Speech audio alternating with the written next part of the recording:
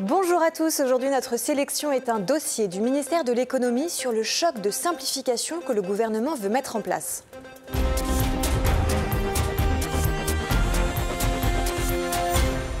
Simplifier n'a jamais été aussi difficile.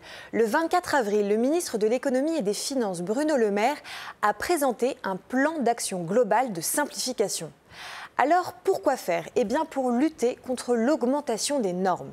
Il faut dire que depuis des années, les rapports qui appellent à simplifier les textes de loi se succèdent sans qu'on en voie vraiment les fruits.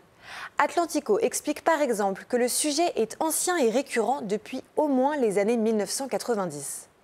Le dossier du ministère de l'économie est très clair sur le sujet, mais il fait quand même 68 pages.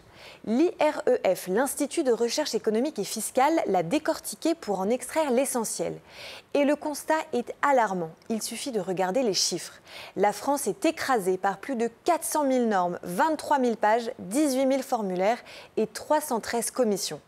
Et contrairement à la volonté exprimée par le peuple et les différents gouvernements depuis plus de 30 ans, la chose ne fait qu'empirer. Exemple, le Code de la consommation compte plus de 2000 articles. C'est plus 333% depuis 2002. On en a une deuxième illustration dans le Code de l'environnement. Avec presque 7000 articles, on a bondi de 689% depuis 2002.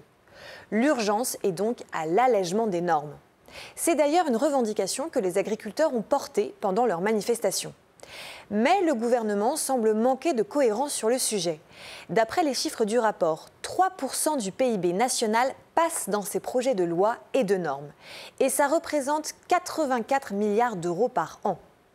Alors c'est Emmanuel Macron qui a voulu un choc de simplification cette année. Mais le 16 janvier dernier, il a admis en conférence de presse que ce n'était justement pas si facile de simplifier toutes ces lourdeurs administratives. Il faut dire que les procédures sont très complexes. Plusieurs élus s'en plaignent d'ailleurs à nos confrères de France Info. Certains pointent des incohérences. On a l'exemple du maire de Quincampoix en Seine-Maritime. Il a essayé de remettre sa mairie aux normes d'accessibilité PMR, mais il a été forcé d'interrompre les travaux pour respecter des espèces protégées par les normes environnementales. Difficile donc de simplifier la partie quand les règles du jeu se contredisent entre elles. Pour en savoir plus et échanger sur ce thème, retrouvez-nous sur Internet et les réseaux sociaux.